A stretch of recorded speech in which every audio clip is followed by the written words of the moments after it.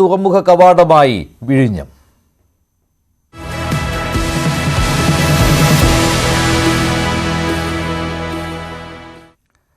സംസ്ഥാനത്തിന്റെ വികസന സ്വപ്നമായ വിഴിഞ്ഞം അന്താരാഷ്ട്ര തുറമുഖത്ത് ആദ്യ മദർഷിപ്പ് നങ്കൂരമിട്ടു. രാവിലെ 8:30 തീരത്തെത്തിയ സാൻ ഫെർണാണ്ടോ എന്ന മദർഷിപ്പിനെ വാട്ടർ സല്യൂട്ട് നൽകിയാണ് സ്വീകരിച്ചത്. കപ്പലിൽ നിന്ന് തുറമുഖത്തേക്കുള്ള കണ്ടെയ്നറുകൾ ഇപ്പോൾ ഇറക്കുകയാണ്.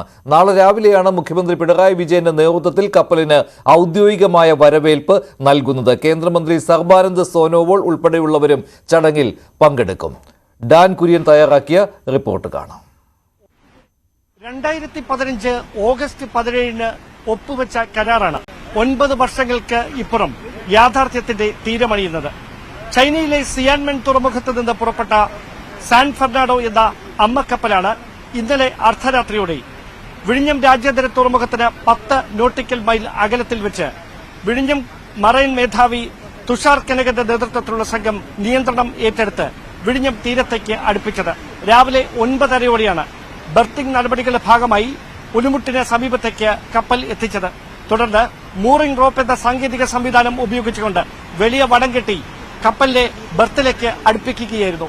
ഔദ്യോഗികമായ നടപടിക്രമങ്ങൾ പൂർത്തിയാക്കി 11:30 കണ്ടെയ്നറുകൾ ബർത്തിലേക്ക് ഇറക്കി വെക്കുന്ന നടപടികൾക്ക് തുടക്കം കുറിച്ചത്. തുടർന്ന് ഷിപ്പ് ടു ഷോർ ക്രെയിനുകൾ ഉപയോഗിച്ചുകൊണ്ടാണ് 2000 കണ്ടെയ്നറുകൾ അടങ്ങുന്ന വലിയ ചരക്ക് കപ്പലിൽ നിന്ന് ആദ്യ കണ്ടെയ്നറുകൾ ബർത്തിലേക്ക് ഇറക്കി വെക്കുന്ന നടപടിക്രമങ്ങൾ ആരംഭിച്ചത്. ഔദ്യോഗികമായ ഉദ്ഘാടനം നാളെയാണ് നടക്കുന്നതെങ്കിലും 30 മണിക്കൂറിനകം കണ്ടെയ്നറുകൾ മുഴുവൻ ഇവിടെ ഇറക്കിവെച്ചതിനു ശേഷം ചരക്ക് കപ്പൽ മറ്റ് ചില കണ്ടെയ്നറുകളുമായി അമേരിക്കയിലേക്ക് പോകും എന്നാണ് അദാനി ഗ്രൂപ്പ് വ്യക്തമാക്കിയിരിക്കുന്ന വിവരം. എന്തായാലും 3.5 ദശാബ്ദം നീണ്ട കാത്തിരിപ്പിന് വിഴിഞ്ഞം തീരത്ത് വിരാമം ആകുമ്പോൾ അത് കേരളത്തിന് മുമ്പിൽ വികസനത്തിന്റെ വലിയ വാതായനങ്ങളാണ് തുറക്കുന്നത്. പശ്ചാത്തല വികസനമടക്കം ഒരുക്കുന്നതിൽ പൂർണ്ണമായി ഇനിയും ചില നടപടിക്രമങ്ങൾ കൂടി പൂർത്തിയാക്കാനുണ്ടെങ്കിലും റിംഗ് റോഡ്, അതോടൊപ്പം റെയിൽ കണക്ടിവിറ്റി ഇതടക്കമുള്ള കാര്യങ്ങളിൽ എത്രയും പെട്ടെന്ന് തന്നെ പ്രതീക്ഷകൾ സഫലമാകുമെന്ന് തന്നെയാണ് കേരളത്തിന്റെ മുഴുവൻ പ്രതീക്ഷ. എന്തായാലും ഇപ്പോൾ ഇറക്കി വെക്കുന്ന കണ്ടെയ്നറുകൾ ജലമാർഗം ഉപയോഗിച്ചുകൊണ്ട് തന്നെ രാജ്യത്തെ മറ്റ് തുറമുഖങ്ങളിലേക്ക് എത്തിക്കുന്ന തരത്തിലാണ് സാങ്കേതിക സംവിധാനങ്ങൾ ഒരുക്കിയിരിക്കുന്നത്. പ്രധാനമായും റെയിൽ കണക്ടിവിറ്റിയും റോഡ് കണക്ടിവിറ്റിയും ഉപയോഗിച്ചുകൊണ്ട് ഈ ഘട്ടത്തിൽ കണ്ടെയ്നർ നീക്കം സാധ്യമല്ലാത്ത സാഹചര്യത്തിലാണ് പ്രായോഗികമായി എത്രയും പെട്ടെന്ന് ഈ കണ്ടെയ്നറുകൾ മറ്റ് തുറമുഖങ്ങളിലേക്ക് എത്തിക്കുന്നതിന് വേണ്ടി ജലമാർഗം തന്നെയാണ് അനുയോജ്യമെന്നൊരു നിഗമനത്തിലേക്ക് അദാനി ഗ്രൂപ്പും എത്തിയിരിക്കുന്നത്. രാജ്യത്ത് 13ഓളം പ്രധാനപ്പെട്ട തുറമുഖങ്ങളാണുള്ളത്. ഗുജറാത്തിലെ കാഡ്ലയും മുംബൈ തുറമുഖവും അതോടൊപ്പം തന്നെ പോർട്ട് ബ്ലെയർ തുറമുഖവും അടക്കമുള്ള എല്ലാ പ്രധാനപ്പെട്ട തുറമുഖങ്ങളും ഇനി വിഴിഞ്ഞത്തെ ആശ്രയിക്കേണ്ടതായി വരും. അതിന്റെ ഏറ്റവും പ്രധാനപ്പെട്ട സവിശേഷതയായി എടുത്തു പറയുന്നതും ഈ തുറമുഖത്തിന്റെ 10 നോട്ടിക്കൽ മൈൽ അപ്പുറത്ത് രാജ്യാന്തര കപ്പൽചാലാണ്. ഓരോ ദിവസവും 200-ലധികം കപ്പലുകൾ ചരക്ക് നീക്കത്തിന്റെ ഭാഗമായി ഓരോ ദിവസവും നീങ്ങുന്ന ഈ കപ്പൽചാലിൽ നിന്ന് 10 നോട്ടിക്കൽ മൈൽ അപ്പുറത്ത് വിഴിഞ്ഞം രാജ്യാന്തര തുറമുഖം 2 അമ്മക്കപ്പലുകളെ ഒരേ സമയം സ്വീകരിക്കാൻ കഴിയുന്ന സജ്ജീകരണങ്ങളോടെ ഇപ്പോൾ തന്നെ സജ്ജമായിരിക്കുന്നു എന്നതാണ് ഇതിന്റെ ഏറ്റവും പ്രധാനപ്പെട്ട നേട്ടം. 2ാം ഘട്ടത്തിലും 3ാം ഘട്ടത്തിലുമായി ഏതാണ്ട് 9,500 കോടി രൂപയുടെ വികസന പദ്ധതികൾ 2028-നകം പൂർത്തിയാക്കുന്ന നടപടിക്രമങ്ങൾക്കും ഇതിനോടകം തുടക്കമായിട്ടുണ്ട്. നിലവിൽ 800 മീറ്ററുള്ള ബർത്തുകൾ 2000 മീറ്ററിലേക്ക് ഉയർത്തുന്നതിന് വേണ്ടിയിട്ടുള്ള നീക്കമാണ് പുരോഗമിക്കുന്നത്. അങ്ങനെയാണെങ്കിൽ 8 അമ്മക്കപ്പലുകൾക്ക് ഒരേ സമയം വിഴിഞ്ഞം രാജ്യാന്തര തുറമുഖത്ത് അടുക്കാൻ കഴിയും എന്നതും 8,000-ഓളം കണ്ടെയ്നറുകൾ ഒരേ സമയം തുറമുഖ കവാടത്തിലേക്ക് ബർത്തിലേക്ക് എടുത്തുവെക്കാൻ കഴിയുമെന്നതാണ് പ്രധാനപ്പെട്ട സവിശേഷതയായി എടുത്തു പറയുന്ന കാര്യം. ഏറ്റവും പ്രധാനപ്പെട്ട ആകാംക്ഷ ഉണർത്തുന്ന ചോദ്യം എത്ര പേർക്ക് ഇതുകൊണ്ട് തൊഴിലുണ്ടാകുമെന്നതായിരുന്നു. നിലവിൽ 600 പേർ മാത്രമാണ് അദാനി പോർട്ടിൽ വിഴിഞ്ഞം പ്രദേശവാസികൾ ഉൾപ്പെടെ ജോലി ചെയ്യുന്നത്.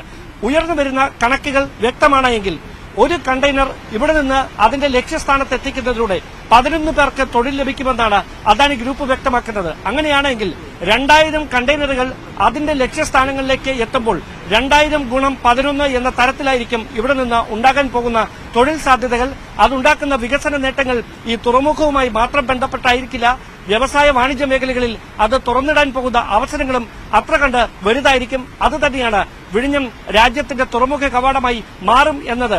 മറ്റ് രാജ്യാന്തര തുറമുഖങ്ങളായ സിംഗപ്പൂർ, അതോടൊപ്പം തന്നെ കൊളംബോ, ജബലാനി അടക്കമുള്ള മറ്റ് തുറമുഖങ്ങളെയെല്ലാം കിടപിടിക്കുന്ന തരത്തിൽ 4500 കോടി രൂപ രാജ്യത്തിന് ഓരോ വർഷവും നഷ്ടം സംഭവിച്ചിരുന്ന കണക്കുകൾ ഇനി ലാഭത്തിലേക്ക് വഴുതി മാറുമ്പോൾ അത് അയൽ രാജ്യങ്ങളിലെ തുറമുഖങ്ങൾക്ക് വലിയ വെല്ലുവിളിയാകുമെന്ന കാര്യത്തിലും യാതൊരു സംശയവും വേണ്ട. എന്തായാലും വിഴിഞ്ഞം തീരത്ത് പ്രതീക്ഷകൾ ഇന്ന് പുലർച്ചെ തീരമണിഞ്ഞപ്പോൾ അത് കേരളത്തിന് മുമ്പിൽ വികസനത്തിന്റെ പുതിയൊരു വാതായനമായി തുറക്കപ്പെടുകയാണ്. അതുകൊണ്ട് തന്നെയാണ് കക്ഷി രാഷ്ട്രീയങ്ങൾക്ക് അതീതമായി വിഴിഞ്ഞം എന്ന സ്വപ്നം യാഥാർത്ഥ്യമാകുന്നതിന് വേണ്ടി പതിറ്റാണ്ടുകളായി ഒരുമിച്ച് പ്രയത്നിച്ച എല്ലാവരും ഈ നിമിഷം അഭിമാനപൂർവ്വം ഓർത്തെടുക്കുന്നതും. ക്യാമറമാൻ സന്തോഷ് കാരക്കോണത്തിനൊപ്പം ഡാൻ കുര്യൻ, ന്യൂസ് 18.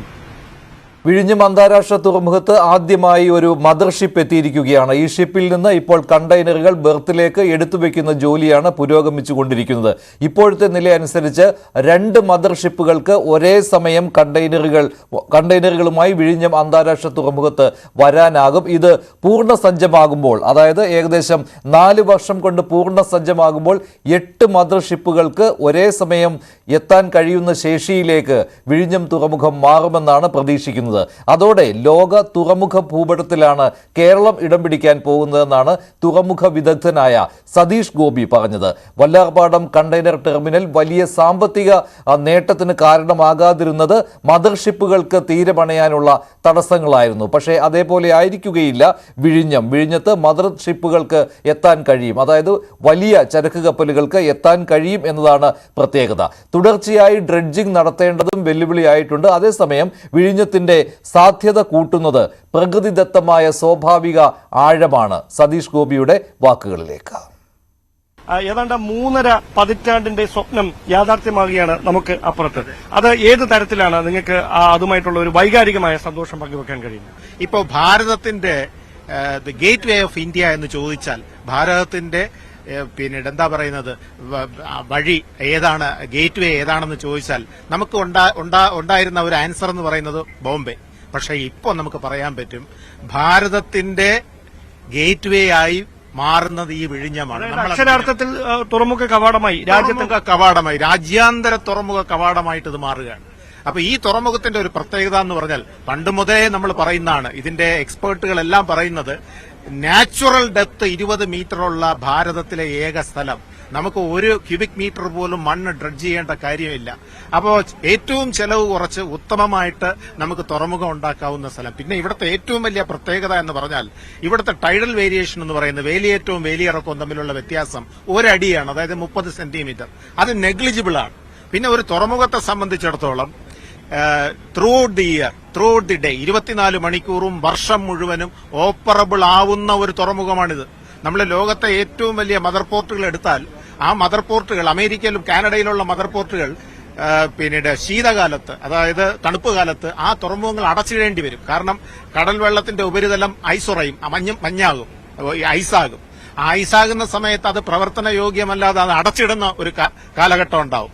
അത് വേണ്ട, 365 ദിവസവും പ്രവർത്തനം നമുക്ക് കാഴ്ചവെക്കാൻ കഴിയുന്ന ഏറ്റവും നല്ല തുറമുഖം. അത് മാത്രമല്ല അന്താരാഷ്ട്ര നാവിക ചാനലിൽ നിന്നും ഏകദേശം 10 നോട്ടിക്കൽ മൈൽ മാത്രം ദൂരത്ത് സ്ഥിതി ചെയ്യുന്ന ഒരു തുറമുഖം. ഈ അന്താരാഷ്ട്ര ചാനലിലൂടെയാണ് ദിവസം 200 കപ്പലിലധികം പോയിക്കൊണ്ടിരിക്കുന്നതെന്ന യാഥാർത്ഥ്യം നമ്മൾ മനസ്സിലാക്കും. അത് മാത്രമല്ല ഭാരതത്തിന്റെ പ്രതീക്ഷ എന്ന് പറഞ്ഞാൽ ഭാരതത്തിന്റെ ആദ്യത്തെ മദർ പോർട്ട്, അതായത് നമ്മളെ ഭാരതത്തെ സംബന്ധിച്ചിടത്തോളം ഇത്രയേറെ 8000-ലേറെ തീരപ്രദേശം കോസ്റ്റൽ ഏരിയ ഉണ്ടെങ്കിലും നമുക്കൊരു മദർ പോർട്ട് ഒരു 5 വർഷം മുമ്പ് അല്ലെങ്കിൽ 10 വർഷം മുമ്പ് നമുക്ക് വിദൂരമായിരുന്നു. ഇപ്പോൾ നമ്മൾ മദർ പോർട്ട് എന്ന് പറയുന്ന നമ്മുടെ സ്വപ്നം അത് സാക്ഷാത്കരിച്ചിരിക്കുകയാണ്. മദർ പോർട്ട് കൊണ്ടുള്ള പ്രയോജനം എന്താണെന്ന് ചോദിച്ചാൽ ലോകം ഇന്ന് ആശ്രയിക്കുന്നത് കടലിലൂടെയുള്ള ചരക്ക് ഗതാഗതത്തിന് ലോകം ഇന്ന് ആശ്രയിച്ചുകൊണ്ടിരിക്കുന്നത് പടുകൂറ്റൻ കപ്പലുകളെയാണ്. നിങ്ങൾക്ക് 1000 കണ്ടെയ്നർ കൊണ്ടുപോകാനുള്ള 10 ഷിപ്പ് ഉണ്ടെങ്കിൽ ആ ഷിപ്പ് 10 ഷിപ്പ് എടുക്കുന്ന എക്സ്പെൻസിന്റെ, അതായത് ഫ്യൂവൽ എക്സ്പെൻസിന്റെ 1/5 ഭാഗം മതി നിങ്ങൾക്ക് ഈ 10,000 കണ്ടെയ്നർ ഒരു മദർ ഷിപ്പിൽ കൊണ്ടുപോകാൻ. പിന്നെ ഇതിന്റെ 2ാം ഘട്ടവും 3ാം ഘട്ടവും 4ാം ഘട്ടവും പൂർത്തീകരിക്കുമ്പോൾ ഈ ബെർത്തിന്റെ നീളം എന്ന് പറയുന്നത് 2000 മീറ്ററായി മാറും. 2 കിലോമീറ്റർ 5 മദർഷിപ്പിന് ഒരുമിച്ച് ബർത്ത് ചെയ്യാൻ പറ്റുന്ന രീതിയിലാണ് ഈ തുറമുഖം വിഭാവനം ചെയ്തിട്ടുള്ളത്. 5 മദർഷിപ്പിന് അറ്റ് എ ടൈം. വിഴിഞ്ഞം യാഥാർത്ഥ്യമാകുന്നതോടെ രാജ്യത്തിനകത്തേക്ക് തന്നെ ഏതാണ്ട് 4500 കോടിയിലധികം രൂപ അങ്ങനെ നമുക്ക് ലാഭിക്കാൻ കഴിയും. ഈ കൊളംബോയ്ക്കും ചൈനയ്ക്കും ഒന്നും കൊടുക്കാതെ എന്നാണ് പറയപ്പെടുന്നത്. അതിലൊരു ആധികാരികത, അതിൽ ആ വ്യക്തത ഏത് തരത്തിലാണ് നമുക്ക് വരുത്താൻ കഴിയും? ഇപ്പൊ നമുക്ക് ഒരു ഉദാഹരണം പറയാം, എല്ലാവർക്കും മനസ്സിലാകുന്ന തരത്തിലൊരു ഉദാഹരണം പറയാം. അമേരിക്കയിൽ നിന്ന് നേരിട്ട് ഒരു കണ്ടെയ്നർ നമ്മുടെ വിഴിഞ്ഞത്തെത്തുന്നു എന്ന് വിചാരിക്കുക. ആ അമേരിക്കയിൽ നിന്ന് നേരിട്ടൊരു കണ്ടെയ്നർ വിഴിഞ്ഞത്തെത്തുന്നതും ഇവിടെ മദർ പോർട്ട് ഇല്ലാത്തതുകൊണ്ട് ആ കണ്ടെയ്നർ കൊളംബോ തുറമുഖം വഴി കറങ്ങി വരുന്നതോ അല്ലെങ്കിൽ സിംഗപ്പൂർ തുറമുഖം വഴി കറങ്ങി വരുമ്പോഴും ആ ഒരു കണ്ടെയ്നറിൽ നമുക്കുണ്ടാകുന്ന നഷ്ടം എന്ന് പറയുന്നത് $800. അപ്പൊ ഒന്ന് ആലോചിച്ച് നോക്കൂ, 1000-10,000 കണ്ടെയ്നർ ഇവിടെ കൈകാര്യം ചെയ്യുമ്പോൾ നമുക്കുണ്ടാകുന്ന നഷ്ടം. രാഷ്ട്രീയ പോരും ഈ കാര്യത്തിൽ വിഴിഞ്ഞം തുറമുഖത്തിന്റെ പേരിൽ ഇപ്പോഴും നടക്കുകയാണ്. ഇപ്പോൾ വി.ഡി. സതീശന്റെ ഒരു ഫേസ്ബുക്ക് പോസ്റ്റാണ്. ഉമ്മൻചാണ്ടി എന്ന മുഖ്യമന്ത്രിയുടെ ഇച്ഛാശക്തിയുടെ പ്രതീകമാണ് വിഴിഞ്ഞം തുറമുഖമെന്നാണ് വി.ഡി. സതീശൻ പറയുന്നത്. വിഴിഞ്ഞം 6000 കോടിയുടെ റിയൽ എസ്റ്റേറ്റ് അഴിമതിയാണ് എന്ന് പറഞ്ഞയാളാണ് ഇന്നത്തെ മുഖ്യമന്ത്രിയായ പിണറായി വിജയൻ. കടൽ കൊള്ള എന്നെഴുതിയത് CPM-ന്റെ മുഖപത്രമായ ദേശാഭിമാനിയാണ്. അന്ന് ഉമ്മൻചാണ്ടിയെയും UDF-നെയും അപഹസിച്ചവർ ഇന്ന് വിഴിഞ്ഞം പദ്ധതിയുടെ ക്രെഡിറ്റ് എടുക്കുകയാണെന്ന് വി.ഡി. സതീശൻ. ഓർമ്മകളെ ആട്ടിപ്പായിക്കുന്നവരും മറവി അനുഗ്രഹമാക്കിയവരുമുണ്ടെന്നും പ്രതിപക്ഷ നേതാവ് ഫേസ്ബുക്കിൽ പറയുന്നു. വിഴിഞ്ഞം തുറമുഖത്തിന് ഉമ്മൻചാണ്ടിയുടെ പേര് നൽകണമെന്ന് കെ സുധാകരൻ. മുൻ മുഖ്യമന്ത്രി ഉമ്മൻചാണ്ടിയുടെ നിശ്ചയദാർഢ്യം ഒന്ന് മാത്രമാണ് വിഴിഞ്ഞം തുറമുഖ പദ്ധതിയെ യാഥാർത്ഥ്യമാക്കിയത്. എന്നാൽ പിണറായി സർക്കാർ മനഃപൂർവ്വം തമസ്കരിക്കുകയാണ് ഇത്. വിഴിഞ്ഞം തുറമുഖത്തിനു വേണ്ടി പ്രവർത്തിച്ച UDF നേതാക്കളെ ഇതുമായി ബന്ധപ്പെട്ട പരിപാടികളിൽ നിന്ന് പിണറായി സർക്കാർ ഒഴിവാക്കിയിരിക്കുകയാണ്. വിഴിഞ്ഞത്ത് ചരക്ക് കപ്പലിന് സ്വീകരണം നൽകുന്ന ചടങ്ങിലേക്ക് പ്രതിപക്ഷ നേതാവിനെ ക്ഷണിക്കാത്തത് മാന്യതയില്ലാത്തതാണെന്നും കെ സുധാകരൻ.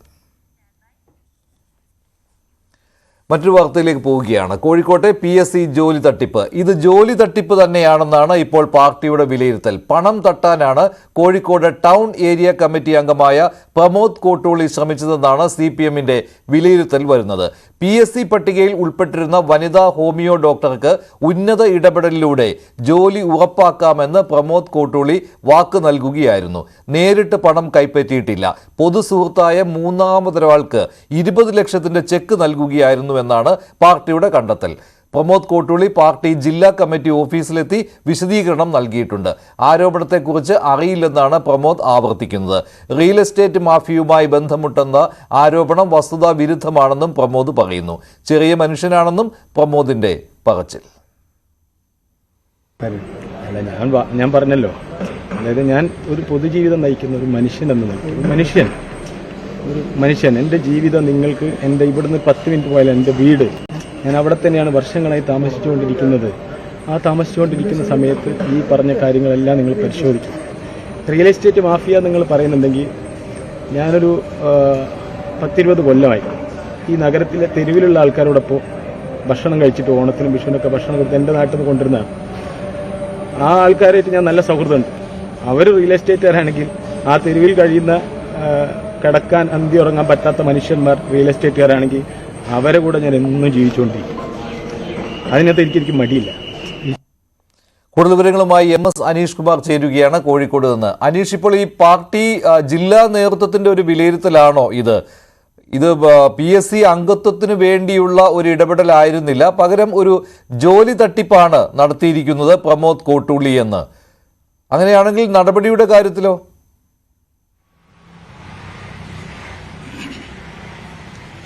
തീർച്ചയായിട്ടും പാർട്ടി നടപടികളിലേക്ക് നീങ്ങുന്നു എന്ന് തന്നെയാണ് നമുക്ക് പാർട്ടി വൃത്തങ്ങളിൽ നിന്ന് ലഭിക്കുന്ന സൂചന. PSC അംഗത്വം എന്ന പേരിലാണ് ഈ തട്ടിപ്പിന്റെ വാർത്ത പുറത്തു വന്നതെങ്കിലും ഒരു PSC ജോലിയുടെ പേരിലുള്ള സാമ്പത്തിക തട്ടിപ്പാണ് ഇവിടെ നടന്നിരിക്കുന്നത് എന്ന കണ്ടെത്തലിലാണ് പാർട്ടി എത്തിയിരിക്കുന്നത്. നേരത്തെ സൂചിപ്പിച്ചതുപോലെ തന്നെ ഈ അംഗത്വം PSCയിൽ ജോലി ലഭിക്കുന്നതുമായി ബന്ധപ്പെട്ട സഹായം നൽകാമെന്ന് ചൂണ്ടിക്കാട്ടി 20 ലക്ഷത്തിന്റെ ചെക്ക് ഒരു പൊതുസുഹൃത്തിന് കൈമാറുകയും ആ പണം പ്രമോദ് കോട്ടൂളി കൈപ്പറ്റുകയുമായിരുന്നു. എന്നാൽ ഈ പണം കൈപ്പറ്റിയിട്ടും പിന്നീട് ജോലിയുടെ കാര്യം ഒരു തരത്തിലും മുന്നോട്ട് പോവാത്ത സാഹചര്യത്തിലാണ് ഈ പരാതിക്കാരൻ CPM-ന്റെ കോട്ടൂളി ലോക്കൽ സെക്രട്ടറിക്കാണ് ആദ്യം പരാതി നൽകുന്നത്. ആ ലോക്കൽ സെക്രട്ടറിയാണ് പിന്നീട് പരാതി ജില്ലാ ഘടകത്തിന് കൈമാറുന്നത്. മന്ത്രി മുഹമ്മദ് റിയാസിന്റെ അടക്കം പേരുപയോഗിച്ച് ആണ് ഈ തട്ടിപ്പ് നടത്തിയത്, അല്ലെങ്കിൽ അദ്ദേഹത്തിന്റെ അടക്കം പേര് പറഞ്ഞാണ് തന്നിൽ നിന്നും പണം വാങ്ങിയത് എന്ന് പരാതിക്കാരൻ പറഞ്ഞ സാഹചര്യത്തിലാണ് സംസ്ഥാന സെക്രട്ടേറിയറ്റ് അംഗമാണ് റിയാസ്. അതുകൊണ്ട് തന്നെയാണ് ഈ പരാതി സംസ്ഥാന സെൻറ്ററിലേക്ക് കൈമാറുകയും ചെയ്തിരിക്കുന്നത്. എന്തായാലും സംസ്ഥാന നേതൃത്വം ശക്തമായ നടപടി ഇക്കാര്യത്തിൽ വേണമെന്ന നിലപാട് തന്നെയാണ് പറഞ്ഞിരിക്കുന്നത്. അതനുസരിച്ച് കഴിഞ്ഞ ദിവസം നടന്ന ഏരിയ കമ്മിറ്റി യോഗത്തിൽ വെച്ച് വിഷയം വളരെ വിശദമായി ചർച്ച ചെയ്യാൻ കഴിഞ്ഞില്ലെങ്കിലും ഒരു വിശദീകരണം നൽകണമെന്ന് ആവശ്യപ്പെട്ടിരുന്നു. അതേ തുടർന്നാണ് ഇന്ന് വിശദീകരണം ജില്ലാ കമ്മിറ്റി ഓഫീസിലെത്തി നൽകിയിരിക്കുന്നത്. മറ്റന്നാൾ ഇതുമായി ബന്ധപ്പെട്ട ജില്ലാ കമ്മിറ്റി യോഗം CPM ജില്ലാ കമ്മിറ്റി ഓഫീസിൽ നടക്കുന്നുണ്ട്. അതിൽ ഈ വിശദീകരണത്തിന് മേലുള്ള വളരെ വിശദമായ ചർച്ചകൾ നടക്കും.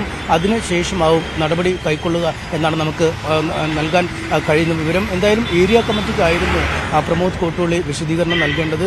ആദ്യം വാക്കാൽ വിശദീകരണം നൽകുകയും പിന്നീട് അത് മതിയാവുന്നില്ലെങ്കിൽ എഴുതി തയ്യാറാക്കി വിശദീകരണം നൽകുകയുമായിരുന്നു വേണ്ടത്. എന്നാൽ ജില്ലാ കമ്മിറ്റി ഓഫീസിൽ നേരിട്ടെത്തി വിശദീകരണം നൽകുന്ന നിലയിലേക്കാണ് അദ്ദേഹം മാറിയിരിക്കുകയും ചെയ്യുന്നത്. എന്തായാലും തനിക്ക് ഈ പിന്നാലെ ഉണ്ടായിരിക്കുന്ന ഈ ആരോപണങ്ങളിൽ ചില ദുരൂഹതകളുണ്ട് എന്നാണ് പ്രമോദ് കോട്ടൂളി പറയുന്നത്. ഒരു തരത്തിലുമുള്ള സാമ്പത്തിക ഇടപാടുകൾ താൻ കൈക്കൊള്ളുന്നില്ല, ഒരു തരത്തിലുമുള്ള റിയൽ എസ്റ്റേറ്റ് ഇടപാടുകൾ തനിക്ക് ഇല്ല എന്നും അദ്ദേഹം പറയുന്നു. ഒപ്പം ചിരിച്ചു കാണിക്കുന്ന പലരും യഥാർത്ഥ സുഹൃത്തുക്കളല്ല എന്ന് തനിക്ക് ഈ സംഭവത്തോടുകൂടി മനസ്സിലായി എന്നും അദ്ദേഹം പറയുന്നുണ്ട്. എന്തായാലും ശക്തമായ തെളിവുകളുണ്ട്, ശക്തമായ പരാതി അദ്ദേഹത്തിനെതിരെയുണ്ട്. പക്ഷേ പരാതിക്കാരൻ പരസ്യമായി ഒരു ഇടത്ത് വന്ന് പരാതി പറയാൻ തയ്യാറല്ല, പോലീസിനടക്കം മൊഴി നൽകാൻ തയ്യാറല്ല എന്നും പാർട്ടിയോട് അറിയിച്ചിട്ടുണ്ട്. അതുകൊണ്ട് പാർട്ടിയുടെ ഒരു ആഭ്യന്തര വിഷയമെന്ന രീതിയിൽ തന്നെ ഈ പ്രശ്നത്തിൽ നടപടിയെടുക്കാനാണ് ഒരുങ്ങുന്നത്. എന്തായാലും മറ്റന്നാളത്തെ ജില്ലാ കമ്മിറ്റി യോഗം ഇതുമായി ബന്ധപ്പെട്ട് ഏറ്റവും നിർണായകമായി തന്നെ മാറും. മഞ്ജുഷ്.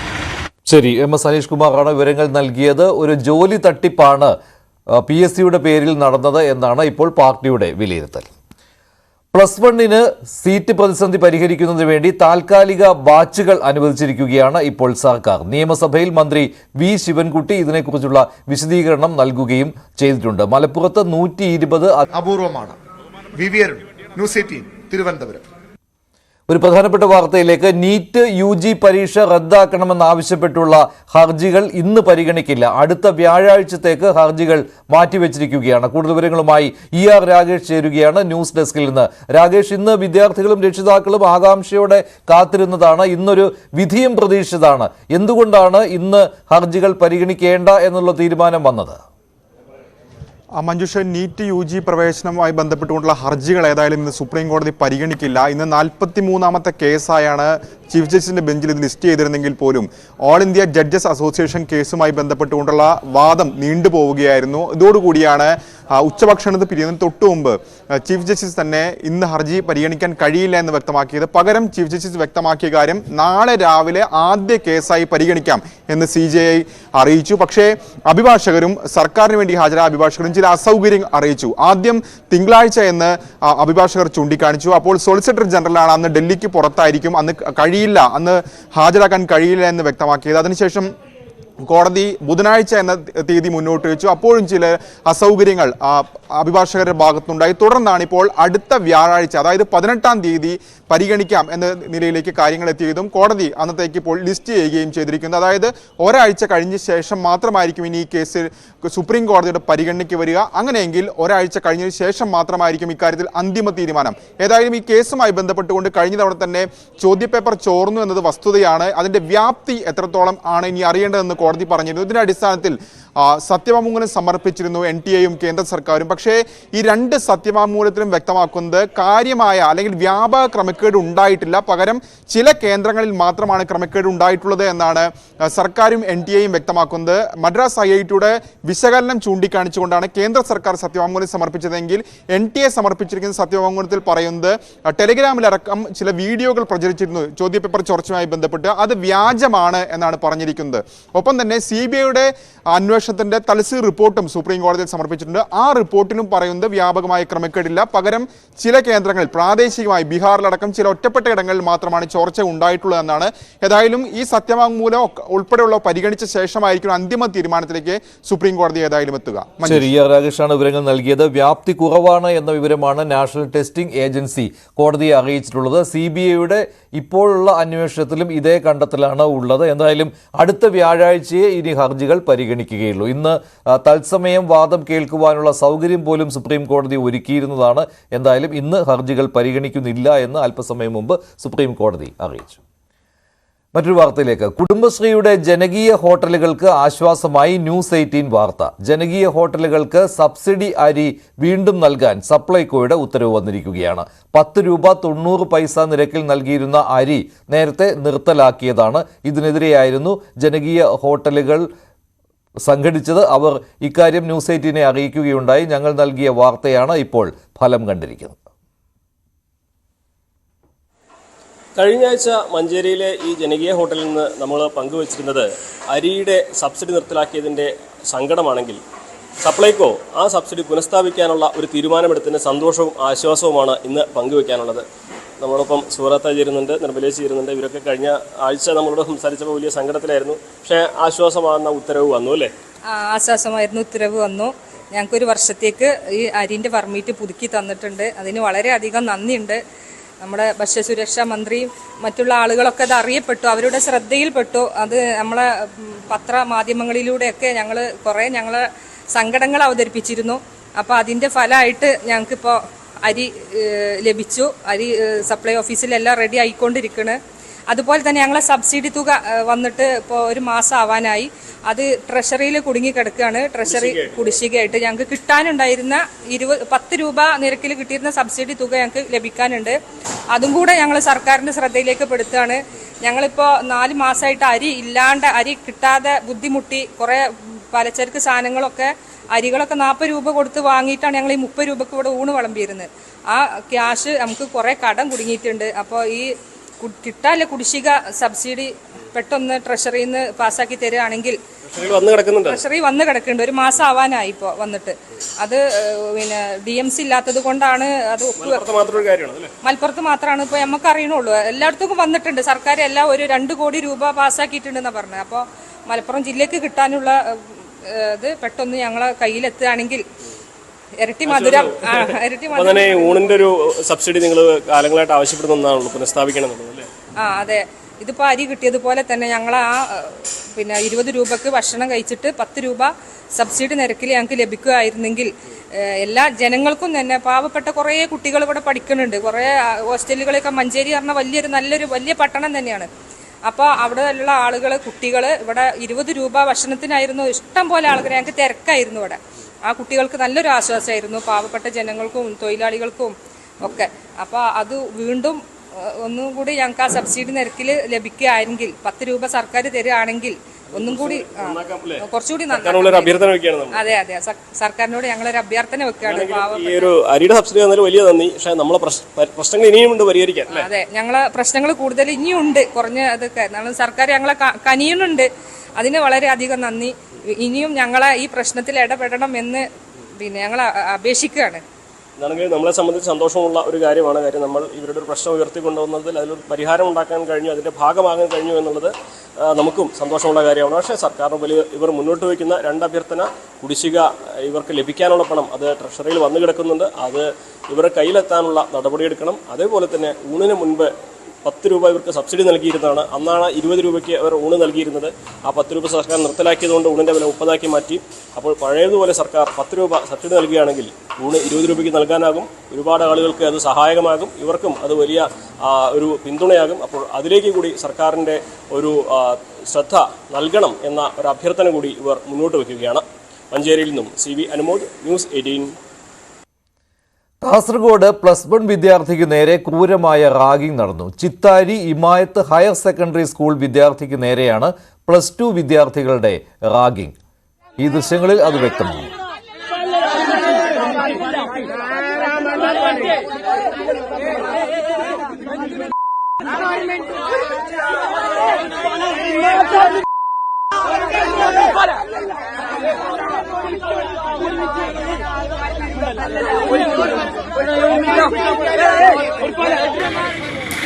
ചിത്താരി ജമാഅത്ത് ഹയർ സെക്കൻഡറി സ്കൂളിലെ വിദ്യാർത്ഥിക്ക് നേരെയാണ് ക്രൂരമായ റാഗിംഗ് ഏൽക്കേണ്ടി വന്നത്.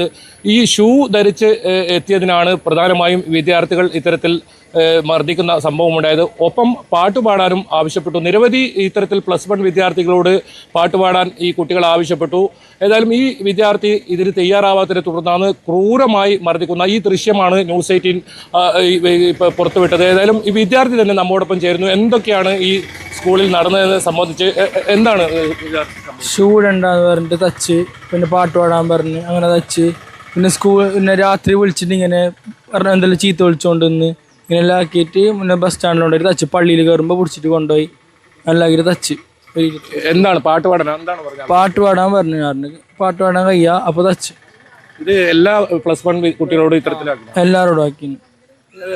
ഇത് ചെയ്തവരെ അറിയോ? ഒരു 5-6 കണ്ടറിയും. ഇവര് +2 ഇതേ സ്കൂളിൽ +2 കുട്ടികൾ? ഇതേ സ്കൂളിൽ +2 കുട്ടികൾ. ഇതില് സ്കൂളിൽ പരാതി പറഞ്ഞപ്പോൾ അവരെന്താണ് പറഞ്ഞത്? സ്കൂളിൽ പറഞ്ഞിട്ട് ഇപ്പൊ പറയാണ്ട് പോയിട്ടാകുമ്പോൾ കേസിലാക്കി. ഇപ്പോൾ സ്കൂളിൽ വരുമ്പോൾ പറയണം. എവിടെയാ പരിക്ക്? എവിടെയൊക്കെ ഉണ്ടായത്? ചെവി പടിഞ്ഞ പോലെ ഉണ്ട്, പിന്നെ ഷോൾഡർ. എന്തായാലും ഈ വിദ്യാർത്ഥിക്ക് നേരെ ക്രൂരമായ മർദ്ദനമാണ് ഇത്തരത്തിൽ ഉണ്ടായത്. ഈ കാര്യത്തിൽ ഹോസ്ദുർഗ് പോലീസ് സ്റ്റേഷനിലാണ് ഇവർ പരാതി നൽകിയത്. ഏതായാലും ഇത് സംബന്ധിച്ച് പോലീസും അന്വേഷണം ആരംഭിച്ചിട്ടുണ്ട്. ഈ കാര്യത്തിൽ അടിയന്തരമായ ഗൗരവമുള്ള അന്വേഷണം തന്നെ വേണം. ഈ വിദ്യാർത്ഥികൾക്കെതിരെ നടപടി വേണം എന്ന ഉറച്ച കാര്യത്തിൽ തന്നെയാണ് ഈ കുടുംബവും ഉള്ളത്. ഇത്തരത്തിൽ ഇനി ഒരു സംഭവം ഉണ്ടാവാതിരിക്കാൻ ശക്തമായ നടപടി വേണമെന്ന ആവശ്യവും ശക്തമാവുന്നു. കെ.വി. ബൈജു, ന്യൂസ് 18, കാസർഗോഡ്. പാലക്കാട് 6 വയസ്സുകാരു നേരെ തെരുവ് നായയുടെ ആക്രമണം. അക്ഷരനഗർ സ്വദേശിയായ ദീഷിക് ദേവിനാണ് കടിയേറ്റത്. തലയ്ക്കും തോളിലും കാതിലും ശരീരത്തിന്റെ മറ്റു ഭാഗങ്ങളിലുമൊക്കെ മുറിവേറ്റിട്ടുണ്ട്. കാടാങ്കോട് അക്ഷരനഗർ സ്വദേശിയായ 6 വയസ്സുകാരൻ ദിഷിക് ദേവിനാണ് ഈ തെരുവുനായയുടെ ആക്രമണത്തിൽ ഗുരുതരമായി പരിക്കേറ്റത്. ചെവിക്കും തലയ്ക്കും ശരീരത്തിലെ പല ഭാഗങ്ങളിലും കടിയേറ്റിട്ടുണ്ട്. ശനിയാഴ്ച വൈകിട്ട് 6 മണിയോടുകൂടിയാണ് സംഭവം. അതിൻ്റെ CCTV ദൃശ്യങ്ങളാണ് ഇപ്പോൾ പുറത്തു വന്നിട്ടുള്ളത്. ഈ അക്ഷരനഗറിലുള്ള വീടിനു സമീപം കളിക്കുന്നതിനിടയിലാണ് തെരുവുനായ ആക്രമിച്ചത്. കുട്ടി വലിയ ശബ്ദത്തിൽ കരയുന്നത് ഉൾപ്പെടെ നമുക്ക് ഈ ദൃശ്യങ്ങൾ കേൾക്കാമായിരുന്നു. ഒപ്പം തന്നെ ഇതിൽ ഈ മറ്റു കുട്ടികളും ഈ സ്ഥലത്ത് ഉണ്ടായിരുന്നു. ഇത് വലിയ തോതിൽ തന്നെ ഈ പട്ടി എത്തുകയും ഈ തെരുവ് പട്ടി എത്തുകയും ഇതിനെ ഈ ദിഷിക് ദേവിനെ ആക്രമിക്കുകയാണ് ഉണ്ടായത് എന്ന് പ്രദേശവാസികൾ പറയുന്നുണ്ട്. ഈ പ്രദേശത്ത് കഴിഞ്ഞ കുറേ കാലമായി തെരുവ് പട്ടി ശല്യം രൂക്ഷമാണ്. നഗരസഭയുടെ ഭാഗത്തു നിന്ന് കൃത്യമായൊരു ഇടപെടൽ ഉണ്ടാകുന്നില്ല എന്നുള്ളൊരു ആക്ഷേപവും ശക്തമാണ്. ഈ പാലക്കാട് ജില്ലയിൽ തന്നെ കഴിഞ്ഞ ഒരു 2 മാസത്തിനിടെ നമുക്ക് എടുത്തു കഴിഞ്ഞ നിരവധി കേസുകൾ ഇത്തരത്തിൽ തെരുവ് നായ്ക്കളുടെ ആക്രമണത്തിൽ നിരവധി കുട്ടികൾക്കുൾപ്പെടെ പരിക്കേറ്റ സംഭവം ഉണ്ടായിട്ടുണ്ട്. എന്തായാലും ഈ സംഭവം കഴിഞ്ഞ ശനിയാഴ്ചയാണ് നടന്നെങ്കിൽ പോലും അത് ഇത്രത്തോളം വലിയൊരു സംഭവമാണെന്ന് അറിയുന്നത് ഈ CCTV ദൃശ്യങ്ങൾ പുറത്തു വന്നതോടുകൂടിയാണ്. എന്തായാലും നഗരസഭയ്ക്ക് ഇക്കാര്യത്തിൽ നടപടി എടുക്കാതിരിക്കാൻ കഴിയില്ല. നിലവിൽ ഈ തെരുവ് നായ്ക്കളെ വന്ധ്യംകരിക്കുന്നത് ഉൾപ്പെടെയുള്ള നടപടിയിലേക്ക് പഞ്ചായത്ത്, തദ്ദേശ സ്ഥാപനങ്ങൾ പോകേണ്ടതുണ്ട്. പക്ഷേ അത്തരത്തിലുള്ളൊരു നടപടി എവിടെയും ഉണ്ടാവുന്നില്ല എന്നുള്ളത് എടുത്തു പറയേണ്ട കാര്യമാണ്. ഇപ്പോൾ ഈ സംഭവം പുറത്തു വന്നതിന് ശേഷവും, അല്ലെങ്കിൽ ഈ സംഭവം കഴിഞ്ഞ ശനിയാഴ്ച ഈ സംഭവം ഉണ്ടായതിനു ശേഷവും ഈ തദ്ദേശ സ്ഥാപനങ്ങളുടെ ഭാഗത്തുനിന്ന് യാതൊരു തരത്തിലുള്ള നടപടിയും ഉണ്ടായില്ല എന്ന് തന്നെയാണ് പ്രദേശവാസികൾ പറയുന്നത്. എന്തായാലും ഈ സംഭവം അത് വലിയ ഗുരുതരമായ ഒരു സംഭവമായിട്ട് തന്നെ നമുക്ക് ദൃശ്യങ്ങൾ തന്നെ ഇതിൻ്റെ ഭീകരത വ്യക്തമാണ്. കാരണം 6 വയസ്സുകാരനെ അതിക്രൂരമായി തന്നെ തെരുവുനായ ആക്രമിക്കുന്നൊരു ദൃശ്യമാണ് പുറത്തു വന്നിട്ടുള്ളത്. എന്തായാലും ഇതിൽ നിന്ന് നഗരസഭയ്ക്ക് ഒളിച്ചോടാൻ കഴിയില്ല. ശക്തമായ നടപടി ഉണ്ടാകണം എന്നുള്ളൊരു ആവശ്യം ശക്തമായിട്ടുണ്ട്. ആലപ്പുഴയിൽ നിന്നുള്ള ഒരു വിവാദമാണ് ഇനി. സ്കൂൾ കുട്ടികൾക്കായുള്ള മാഗസിൻ പ്രകാശനത്തിൽ മോട്ടോർ വാഹന വകുപ്പിന്റെ നടപടി നേരിടുന്ന യൂട്യൂബറായ സഞ്ജു ടെക്കിയെ ക്ഷണിച്ചത് വിവാദത്തിലാക്കി. മണ്ണഞ്ചേരി ഗവൺമെന്റ് സ്കൂളിൽ നടന്ന പരിപാടിക്കാണ് സഞ്ജുവിനെ മുഖ്യാതിഥിയായി ക്ഷണിച്ചത്. ജില്ലാ പഞ്ചായത്താണ് പരിപാടിയുടെ സംഘാടകരായി ഉള്ളത്. ജില്ലാ പഞ്ചായത്ത് മണ്ണഞ്ചേരി ഡിവിഷന്റെ കീഴിലെ മണ്ണഞ്ചേരി ഹൈസ്കൂളിലാണ് വിദ്യാർത്ഥികൾക്കായുള്ള മഴവിൽ എന്ന മാഗസിന്റെ പ്രകാശനം. ജില്ലാ panchayat president R. Rajeshwari, Mannancheri division അംഗം R. റിയാസ് എന്നിവരാണ് പരിപാടിയുടെ മുഖ്യ സംഘാടകർ. ചടങ്ങിൽ മുഖ്യ അതിഥിയാണ് വിവാദ യൂട്യൂബർ സഞ്ജു. ട്രാഫിക് നിയമലംഘനങ്ങൾക്ക് മോട്ടോർ വാഹന വകുപ്പിന്റെ കടുത്ത നിയമ നടപടി നേരിടുന്നയാളാണ് സഞ്ജു. പിന്നീട് ഹൈക്കോടതിയുടെ അടക്കം രൂക്ഷ വിമർശനം നേരിട്ട ഇയാളുടെ ലൈസൻസ് ആജീവനാന്തകാലം മോട്ടോർ വാഹന വകുപ്പ് റദ്ദ് ചെയ്തിരുന്നു. നിരവധി നിയമലംഘനങ്ങൾ സഞ്ജുവിന്റെ വീഡിയോയിലുണ്ടെന്നാണ് കണ്ടെത്തൽ. സംഭവങ്ങളുടെ അടിസ്ഥാനത്തിൽ പോലീസ് ക്രിമിനൽ കേസടക്കമുള്ള നടപടികളും സ്വീകരിച്ചിരുന്നു. തുടർച്ചയായി നിയമലംഘനങ്ങൾ നടത്തിയ ഒരാളെ സർക്കാർ സ്കൂളിൽ വിദ്യാർത്ഥികളുടെ മുന്നിൽ അതിഥിയായി വിളിച്ചത് കുട്ടികൾക്ക് എന്ത് സന്ദേശമാണ് നൽകുന്നതെന്ന ചോദ്യമാണ് ഉയരുന്നത്. ന്യൂസ് 18 ആലപ്പുഴ. കാലടി ശങ്കര കോളേജിലെ വിദ്യാർത്ഥിനികളുടെ ചിത്രം ഫേസ്ബുക്കിലെ അശ്ലീല ഗ്രൂപ്പുകളിൽ പ്രചരിപ്പിച്ച കേസിലെ പ്രതിയായ രോഹിത്തിനെതിരെ പോക്സോ ചുമത്തി. IT ആക്ടിലെ വകുപ്പുകളും ചുമത്തിയാണ് കേസെടുത്തിരിക്കുന്നത്. നവമി ദിനേശ് തയ്യാറാക്കിയ റിപ്പോർട്ട് കാണാം. കാലടി ശ്രീശങ്കര കോളേജ് വിദ്യാർത്ഥിനികളുടെ ഫോട്ടോകൾ അശ്ലീല ഫേസ്ബുക്ക് ഗ്രൂപ്പുകളിൽ പങ്കുവച്ച കോളേജിലെ മുൻ വിദ്യാർത്ഥിയും SFI പ്രവർത്തകരുമായ രോഹിത്തിനെതിരെ കൂടുതൽ വകുപ്പുകൾ ചുമത്തി കാലടി പോലീസ് കേസെടുത്തു. കോളേജിലെ വിദ്യാർത്ഥിനികളിൽ ഒരാളുടെ പ്രായപൂർത്തിയാകാത്ത സഹോദരിയുടെ ചിത്രവും രോഹിത് അശ്ലീല ഗ്രൂപ്പുകളിൽ പങ്കുവച്ചെന്ന പരാതിയിലാണ് പോക്സോ വകുപ്പ് ചുമത്തിയിരിക്കുന്നത്. IT ആക്ടിലെ വിവിധ വകുപ്പുകളും രോഹിത്തിനെതിരെ ചുമത്തിയിട്ടുണ്ട്. ബിരുദ വിദ്യാർത്ഥിനിയായ ഒരു പെൺകുട്ടിയുടെ ചിത്രം ഫേസ്ബുക്കിലെ അശ്ലീല ഗ്രൂപ്പുകളിൽ ഒന്നിൽ കണ്ടതിന് പിന്നാലെ പെൺകുട്ടി പോലീസിന് പരാതി നൽകി. ഇതിനെ തുടർന്ന് പോലീസ് രോഹിത്തിന്റെ ഫോൺ പിടിച്ചെടുത്ത് പരിശോധിച്ചപ്പോഴാണ് മുൻപ് ഫോട്ടോകൾ ഇത്തരത്തിൽ ദുരുപയോഗം ചെയ്തു എന്ന് കണ്ടെത്തിയത്. പെൺകുട്ടികളുടെ നവമാധ്യമ അക്കൗണ്ടുകളിൽ നിന്നെടുക്കുന്ന ചിത്രങ്ങൾ അശ്ലീല ഗ്രൂപ്പുകളിൽ മോശം അടിക്കുറിപ്പോടെയാണ് ഇയാൾ പങ്കുവെക്കുന്നത്. എൻ്റെ പരാതി എന്ന് പറയുന്നത് ജൂലൈ 4 എൻ്റെ ബർത്ത്ഡേ ആയിരുന്നു. അപ്പം അന്ന് എൻ്റെ റൂംമേറ്റ്സ് 2 പേര് സ്റ്റോറി ഇട്ട 2 ഫോട്ടോസ് സ്ക്രീൻഷോട്ട് എടുത്തിട്ട് ഇയാൾ FBയിലെ വിദ്യായങ്കർ എന്ന് പറഞ്ഞൊരു അക്കൗണ്ടിലൂടെ ഇൻസെസ്റ്റ് കേരള എന്ന് പറഞ്ഞിട്ടുള്ള ഒരു 80+ കണ്ടന്റുള്ള അഡൾട്ട് പേജിലേക്ക് ഷെയർ ചെയ്ത് അങ്ങനെ അത് പിറ്റേ ദിവസം ഈ കോളേജിൽ തന്നെ വേറൊരു കുട്ടി എൻ്റെ ക്ലാസ്സിൽ പഠിക്കുന്ന ഒരു കുട്ടിക്ക് അയച്ചു കൊടുത്തിട്ട് അവൻ വഴിയാണ് ഞാനിങ്ങനെ FBയിൽ ഇങ്ങനെ എൻ്റെ ഫോട്ടോ വന്നിട്ടുണ്ടെന്ന് അറിയുന്നത്. അങ്ങനെ ഞങ്ങൾ കൂടുതലായിട്ട് എൻ്റെ റൂംമേറ്റ്സിൻ്റെ തന്നെ സ്റ്റോറിയാണ് ഫോട്ടോ എടുത്തതെന്ന് മനസ്സിലായപ്പം അത് രണ്ടും വെച്ചിട്ട് കോമൺ ആയിട്ടുള്ള ആൾക്കാരെയൊക്കെ എടുത്ത് നോക്കി കൂടുതലായിട്ട് അത് അന്വേഷിച്ചപ്പോഴാണ് ഈ ആളാണെന്ന് മനസ്സിലായത്. അങ്ങനെ ആണ് ഞങ്ങൾ പോലീസ് സ്റ്റേഷനിൽ പോയിട്ട് പരാതി കൊടുക്കുന്നത്. കോളേജിലെ മുൻ വിദ്യാർത്ഥി കൂടിയായ രോഹിത്തിനെ കാലടി പോലീസ് അറസ്റ്റ് ചെയ്ത് സ്റ്റേഷൻ ജാമ്യത്തിൽ വിട്ടയച്ച നടപടിക്കെതിരെ കോളേജ് വിദ്യാർത്ഥികളുടെ നേതൃത്വത്തിലും ഒപ്പം പ്രതിപക്ഷ നേതാവ് അടക്കം വിഷയം സഭയിൽ ഉന്നയിക്കുകയും ചെയ്തിരുന്നു. ഇതിനെ തുടർന്നാണ് കാലടി പോലീസിന്റെ നടപടി. എന്നാൽ രോഹിത് SFI നേതാവല്ല എന്നാണ് SFI ജില്ലാ നേതൃത്വം അറിയിക്കുന്നത്.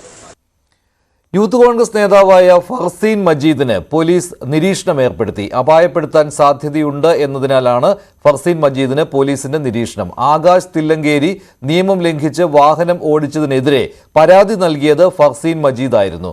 അപായപ്പെടുത്താൻ സാധ്യതയുണ്ടെന്ന് സ്പെഷ്യൽ ബ്രാഞ്ചാണ് റിപ്പോർട്ട് നൽകിയത്.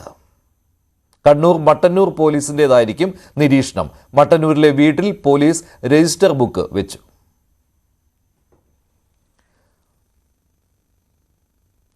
തിരുവനന്തപുരം നെയ്യാറ്റിൻകരയിൽ കൂടുതൽ പേരിടം കണ്ടെത്താൻ ഇതുവരെ ആരോഗ്യവകുപ്പിന് കഴിഞ്ഞിട്ടില്ല. 2 പേർക്ക് കൂടിയാണ് ഇപ്പോൾ കോളറ സ്ഥിരീകരിച്ചിട്ടുള്ളത്. രോഗലക്ഷണങ്ങളോടെ ആശുപത്രിയിൽ പ്രവേശിപ്പിച്ച 8 പേർ തിരുവനന്തപുരം മെഡിക്കൽ കോളേജിലും SAT ആശുപത്രിയിലുമായാണ് ചികിത്സയിലുള്ളത്. MG മിഥുൻ തയ്യാറാക്കിയ റിപ്പോർട്ട്.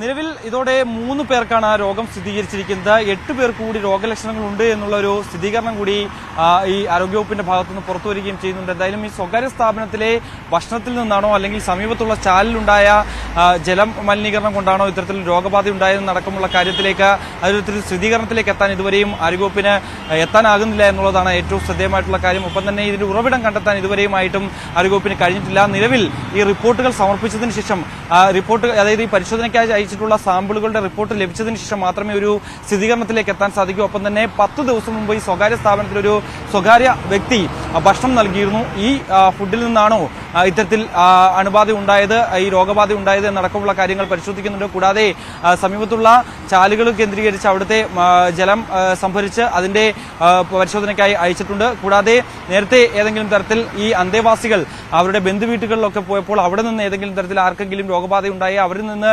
മറ്റുള്ളവർക്ക് പടർന്നതാണോ എന്നടക്കമുള്ള കാര്യങ്ങൾ കൂടി പരിശോധിക്കുന്നുണ്ട്. എന്തായാലും നിലവിൽ ആരോഗ്യവകുപ്പിന് ഈ ഉറവിടം കണ്ടെത്താനായില്ല എന്നുള്ളതാണ് ഏറ്റവും പ്രധാനമായിട്ടുള്ള കാര്യം. എന്തായാലും ഈ റിപ്പോർട്ട് ലഭിച്ചതിന് ശേഷം നിലവിൽ നൽകിയിട്ടുള്ള സാമ്പിളുകൾ അനുസരിച്ച് അതിന്റെ റിപ്പോർട്ടുകൾ ലഭിച്ചതിന് ശേഷം തുടർ നടപടികളിലേക്ക് കടക്കുമെന്നാണ് ആരോഗ്യവകുപ്പ് അറിയിച്ചിരിക്കുന്നത്. എന്തായാലും നിലവിൽ 3 പേർക്ക് രോഗബാധ സ്ഥിരീകരിച്ചിട്ടുണ്ട്. 8 പേർ കൂടി ലക്ഷണങ്ങളുണ്ട്. നിലവിൽ 21 പേരാണ് മെഡിക്കൽ കോളേജ് ചികിത്സയിൽ കഴിയുന്നത്. ഈ ആശ്വാസകരമായിട്ടുള്ളൊരു വാർത്ത, അതായത് ഈ രോഗബാധ സ്ഥിരീകരിച്ചവർക്കും ഒപ്പം തന്നെ നിലവിൽ ലക്ഷണങ്ങൾക്കുള്ളവർക്കും എല്ലാം തന്നെ അവരുടെ ആരോഗ്യസ്ഥിതി മെച്ചപ്പെട്ടു വരുന്നുണ്ട് എന്നുള്ളതാണ് ആശ്വാസകരമായിട്ടുള്ള വാർത്ത. എന്തായാലും 8 പേർ കൂടി രോഗബാധ ഉണ്ടാകും, അതിന്റെ ഒരു രോഗലക്ഷണങ്ങൾ ഉണ്ടാകുമെന്നുള്ള അടക്കമുള്ള ഒരു സ്ഥിരീകരണത്തിലേക്ക് എത്തിയില്ല എങ്കിൽ പോലും തന്നെ അത്തരത്തിൽ ലക്ഷണങ്ങൾ കാണിക്കുന്ന വലിയ ആശങ്കയിൽ തന്നെയാണ് ആരോഗ്യവകുപ്പിനെ സംബന്ധിച്ച് പോകുന്നത്. എന്തായാലും ഇതിന്റെ ഉറവിടം കണ്ടെത്താനുള്ളൊരു നീക്കത്തിലേക്ക്, ശ്രമകരമായിട്ടുള്ളൊരു നീക്കത്തിലേക്ക് ഇപ്പോൾ ആരോഗ്യവകുപ്പ് കടക്കുകയാണ്.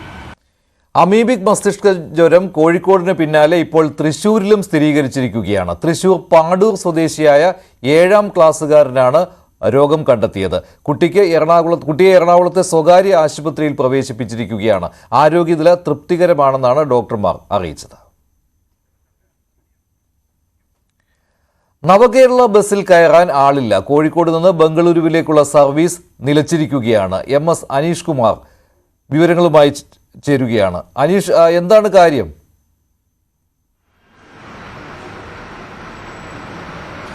മഞ്ജുഷ്, സംസ്ഥാന സർക്കാർ, അതായത് മുഖ്യമന്ത്രിയും മന്ത്രിമാരും സംസ്ഥാനമൊട്ടാകെ നവകേരള സദസ്സുമായി സന്ദർശിച്ച ബസ്സാണ് ഈ ബസ്.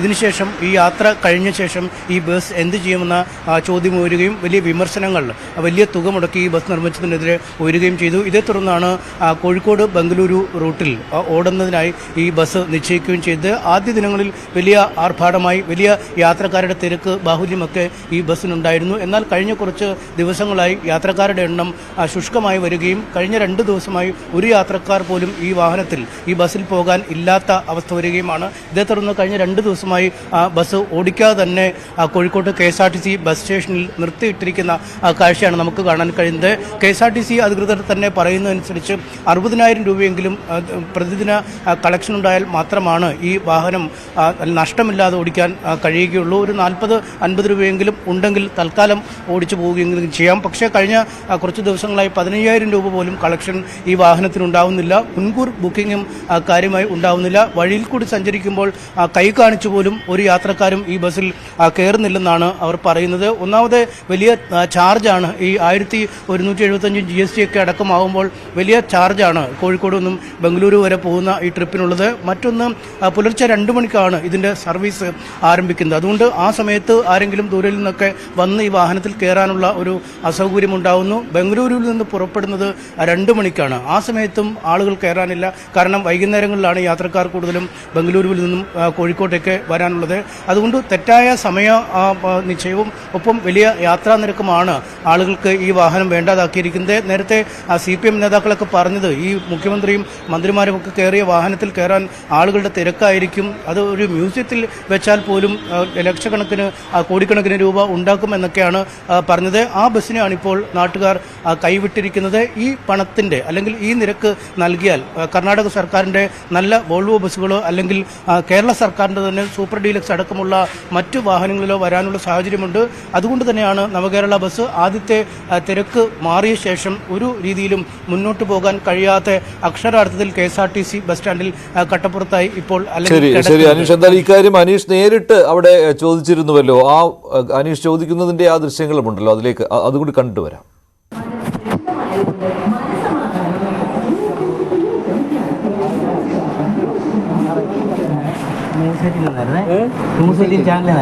നമ്മുടെ വണ്ടി ഇന്ന് പോകുന്നുണ്ടോ? നവകേരള ബസ്സിന് ട്രിപ്പുണ്ടോ? ഇന്ന് പോയിട്ടില്ല.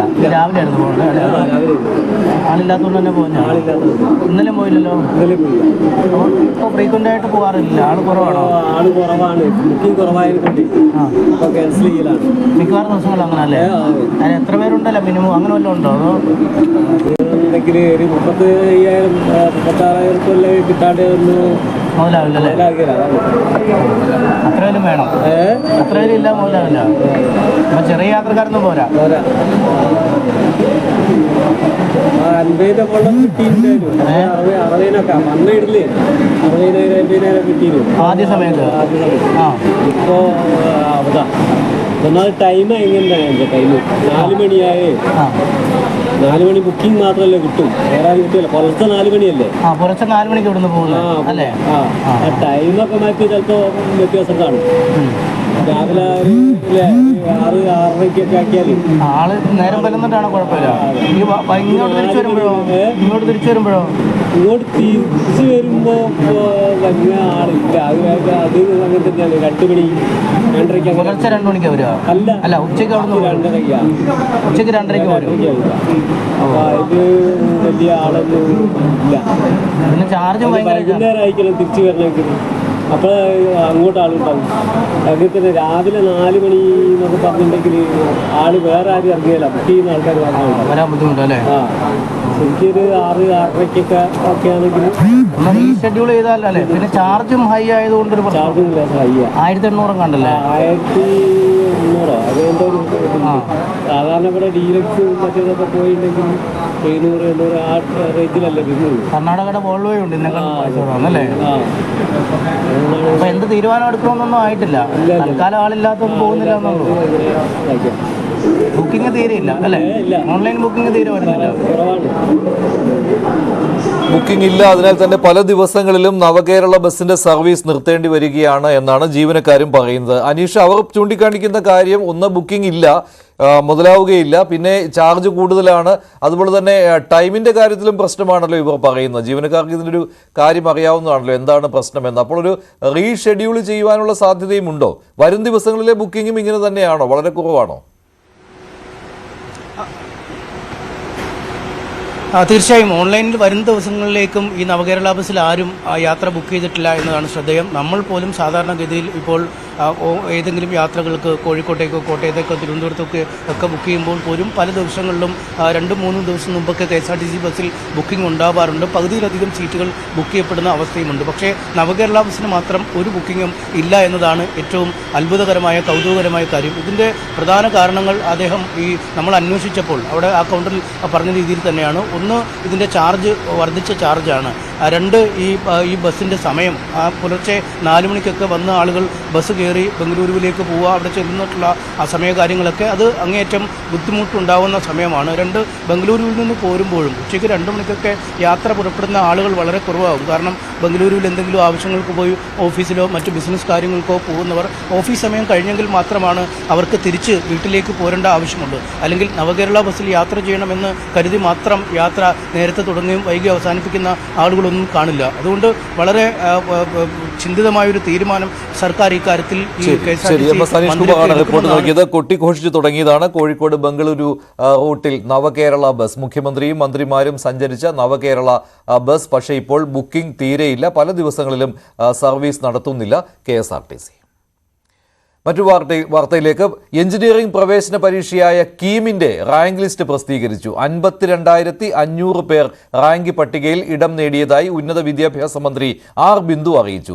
എഞ്ചിനീയറിംഗ് 1ാം റാങ്ക് നേടിയിരിക്കുന്നത് ആലപ്പുഴ സ്വദേശി P. ദേവാനന്ദാണ്. മലപ്പുറം സ്വദേശി ഹവീസ് റഹ്മാൻ 2ാം റാങ്ക് നേടി. ആദ്യമായിട്ടാണ് കീമിന് ഓൺലൈൻ പരീക്ഷ നടത്തുന്നത്. ഇത് വിജയകരമായി പൂർത്തിയാക്കാൻ കഴിഞ്ഞതായി ഉന്നത വിദ്യാഭ്യാസ മന്ത്രി പറഞ്ഞു. 79,044 വിദ്യാർത്ഥികളാണ് ആകെ പരീക്ഷ എഴുതിയത്. ഇതിൽ 38,853 പേർ പെൺകുട്ടികളും 40,193 പേർ ആൺകുട്ടികളുമാണ്. കഴിഞ്ഞ തവണത്തേക്കാൾ 4,000-ഓളം പേർ ഇത്തവണ കൂടുതലായി യോഗ്യത നേടിയതായും മന്ത്രി അറിയിച്ചു. റാങ്ക് പട്ടികയിൽ ഇടം പിടിച്ചിട്ടുള്ളത് 52,500 കുട്ടികളാണ്. അതിൽ 24,646 പെൺകുട്ടികളും 27,854 ആൺകുട്ടികളുമുണ്ട്. യോഗ്യത നേടിയവരുടെ എണ്ണം കഴിഞ്ഞ വർഷത്തേക്കാൾ 4,261 വർദ്ധിച്ചിട്ടുണ്ട്. ഇന്ത്യയിലെ ആദ്യത്തെ ജനറേറ്റീവ് ആർട്ടിഫിഷ്യൽ ഇന്റലിജൻസ് രാജ്യാന്തര കോൺക്ലേവിന് കൊച്ചിയിൽ തുടക്കമായി. 2 ദിവസം നീണ്ടു നിൽക്കുന്ന സമ്മേളനം മുഖ്യമന്ത്രി പിണറായി വിജയൻ ഉദ്ഘാടനം ചെയ്തു. നിർമ്മിത ബുദ്ധി അടിസ്ഥാനമാക്കി പ്രവർത്തിക്കുന്ന കമ്പനികൾക്ക് സർക്കാർ പൂർണ്ണ സഹകരണം നൽകുമെന്ന് മുഖ്യമന്ത്രി പറഞ്ഞു.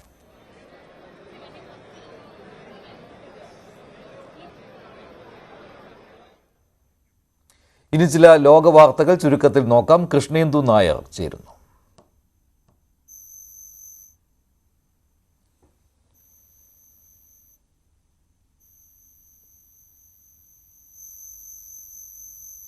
കാര്യങ്ങൾ അനുഭവപ്പെടുന്നില്ലെങ്കിലും ആവേശത്തിലാണെന്നും കൂടാതെ AI-ക്കുള്ള സ്വീകാര്യതയും മനുഷ്യരുമായുള്ള സഹകരണവും പ്രോത്സാഹിപ്പിക്കാനും ലക്ഷ്യമിടുന്നതായും ലെയ്ലി കിരീട നേട്ടത്തെക്കുറിച്ച് പ്രത്യേക അഭിമുഖത്തിൽ പ്രതികരിച്ചു.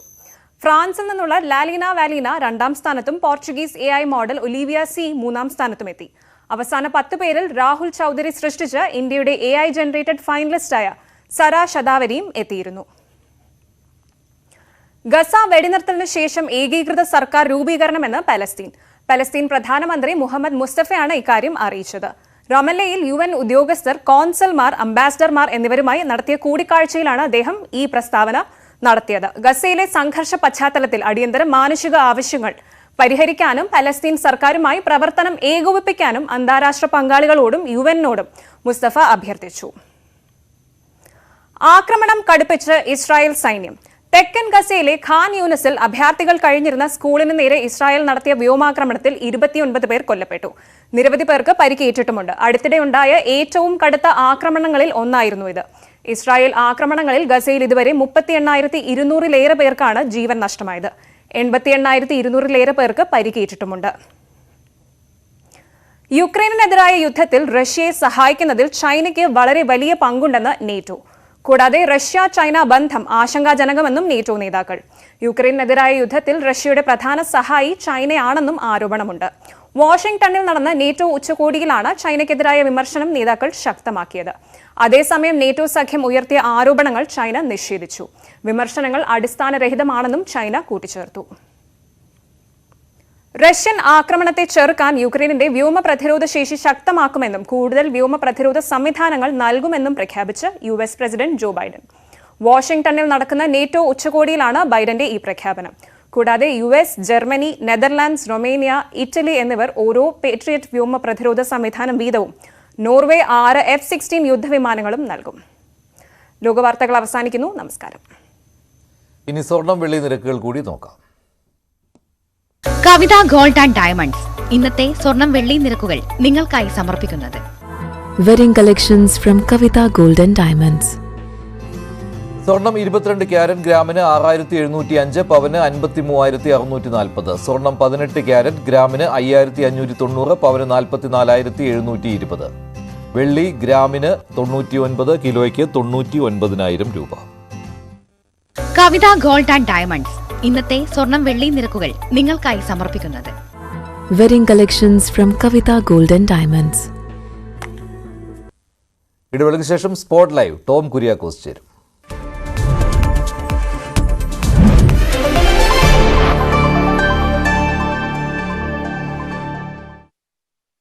ക്യാപ്റ്റനാണ്